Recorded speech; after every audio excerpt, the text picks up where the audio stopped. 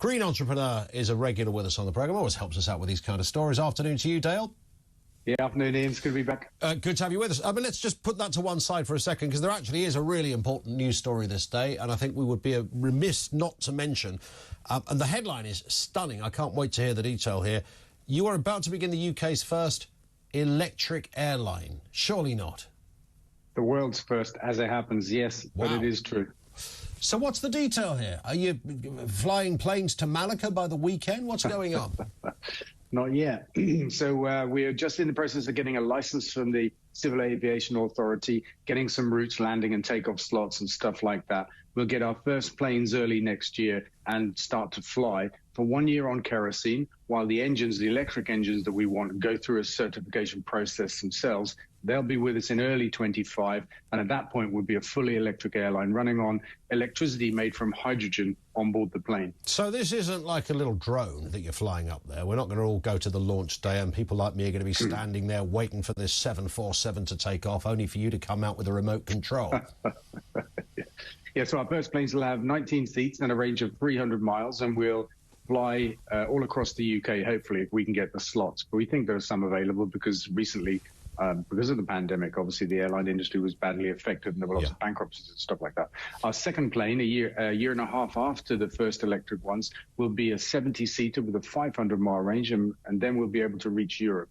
So we will be a European operator in a few years. That's amazing. So what's in the fuel? So in the fuel tank is what? Water? How does it work? What are in layman's terms, Dale, what does it look like?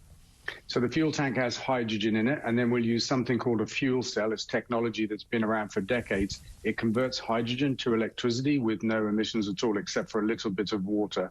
That electricity goes to the motors, which we're having made now, and we have an electric plane. And just to say, actually, it's the reason we've chosen hydrogen is because batteries are really heavy. Hydrogen is obviously very light. So there it is.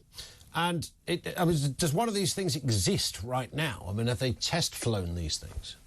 So the motors exist and they're being test flown now. They've started the process of certification from the CAA, as we have started the process of getting a license. So we're running the two things in parallel.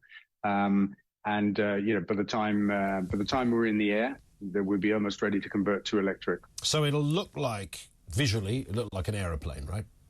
Oh, it is an airplane, and that's part of the beauty of it. We're going to lease existing airplanes that are not new but second-hand, and when the engines become available, we will then upcycle them into electric planes powered by hydrogen. So it's a great reuse of an existing airframe, and very much lower carbon footprint to do it that way as well. It's an obvious question, but will you be going on the first flight day? Because, I mean, you can understand the genius and the ingenuity behind the engineering and this kind of stuff, and I mean, that's incredible. I mean, this will be game-changing. I think it doesn't matter where anybody sits on the environmental debate, most people will go, wow, that's impressive. But to sit on the first one would always carry a little bit of a risk. I think that's the perception. I definitely have to go on the first one, if only for that reason, although I will be excited to do it anyway. But by the time we fly passengers, these engines will have been through the entire process. And here's the thing, Ian, that's really interesting. A kerosene-powered engine, a conventional aircraft engine, has around 18,000 moving parts. Each of those moving parts is a potential point of failure. Our electric equivalent has just 18, so 1,000 times less, which is going to make it more reliable and cheaper to maintain than what we have now. When can I turn up, just a final question on this, Dale, to my travel agents and say, I want to fly with Dale Ways or Ecojet or Vince's Wings, whatever we call it. When can that happen? We'll start flying early 24 on kerosene, and by early 25, we're able to be in the air on electricity. So we'll be selling tickets, I think, from early next year. While you're with us, Dale, it would be wrong not to mention this. Over there in Europe at the moment, bit of a heat wave going on. It's very hot, but, it is the summer. It gets hot in the summer. Sometimes it's been hotter. Different places are hotter than they've ever been. Do we read anything into this? Oh, so much so, really. I mean, we broke a global record in the first week of July. The world was hotter than it's ever been in 120,000 years. That should tell us something. And it's only just beginning. El Nino is forming in the southern hemisphere. That will add to the temperatures. As you said, in Europe, they're hitting records after records. We're approaching 50 degrees, which is like simply unbearable. There's a report out last week that says 60,000 people died in Europe from last summer's heat wave. It's expected to be a bigger number this summer because the temperatures are higher already and the summer hasn't started yet. I mean, this is absolutely the climate crisis right before our eyes. We're seeing wildfires and crazy events. And it's not just Europe, it's the whole world.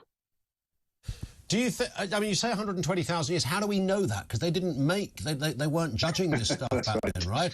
I mean, I thought it was a man with an old quill, back in the sort of 50s that first started registering this stuff. 1850s is when we began measuring air temperature. You're quite right. And then geologists have a way of looking back at records through ice cores and stuff like that. And, they say this was the global temperature back whenever. We have a great record of global temperatures. And if you look at it, it's really interesting to me. I saw this at COP26 the first time. Somebody showed me a graph of the cyclic nature of global temperatures going back millions of years.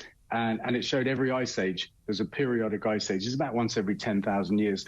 At this point in time, we've stopped heading downwards and we're heading upwards. We've stopped the ice age, which sounds like a good thing, but you've got to worry what it leads to. But have we just started talking about this stuff? I mean, a couple of years ago, I'm sure somewhere in Europe recorded their hottest temperature of the time. We didn't all lose our minds over that, Dale. I wasn't speaking to you back then going, oh, my goodness, look, in Nice, it's 42 degrees. It's never been that. 15 years back, we didn't debate it in that kind of way. Now, every time we get, because the climate is a very powerful thing, and some argue, can man really beat the climate's natural evolutionary process? If you took us all off the planet, all cars, didn't drill for any oil, and just observed it from another place in the universe, you'd probably still see strange stuff going on. Yeah, but we can track that global temperature back through millions of years so we can see our impact. And, we've been very clear about the coming climate crisis for about 30 years. The models have been very accurate for that period of time. It's been known about for longer than that. The oil companies have been denying it. And, of course, as the events of extreme weather have increased in frequency in the last, let's say, 10 years, it's become more prominent in the news. We can see it now. It's undeniable. The climate crisis is here, and it's man-made, powered by fossil fuels, which is what makes it absolute madness for Rishi Sunak to plan to drill the North Sea for more fossil fuels. In fact, it's murder. People will die because of this. But, of course, he's not alone in that. There's many other countries around the world that will still continue drilling, whether it's the United States, whether it's Pakistan, whether it's China. That drilling carries on. Yeah, that doesn't justify it, though, in my book. No, but why is nobody listening? I mean, this is an Armageddon-type argument here, Dale. I'm not saying that as a cheap swipe or anything. I mean, this is serious stuff. Why would no government be taking that so seriously? They took COVID seriously when they thought people were going to die, and some did, but apparently not this. That would lead many people to believe that, well, maybe it's not quite as bad as you're saying. Yeah, and I think it goes to your earlier point, Ian, that it's been a little bit hard to believe. Let's say for 20 years ago, 30 years ago, we heard about it, but it seemed to be something that was happening in a different part of the world and/or was going to reach us in decades to come. It's accelerated now. The world was forecast to hit the 1.2 degree threshold in about 10 years' time. Sorry, 1.5 degrees, the Paris limit, in about 10 years' time. It's now predicted we'll hit it this year, 10 years early. And so everything's concentrating and increasing in frequency and has become much more apparent. And it's an international consensus, a scientific and political consensus that we have to stop drilling for more oil. The UN calls it economic and moral madness to drill for fossil fuels. The International Energy Agency have said that we have to stop doing it. There's an abundance of evidence and opinion that says we have to stop this. Rishi Sunak has gone against government policy in doing this. We haven't drilled in the North Sea for years, and we were never going to do it again. This is a new thing from the Conservative government, and I'll stop there. All right, Dale, profound point to finish on. Thank you, Dale Vince, founder of Ecojet, the world's first green energy company.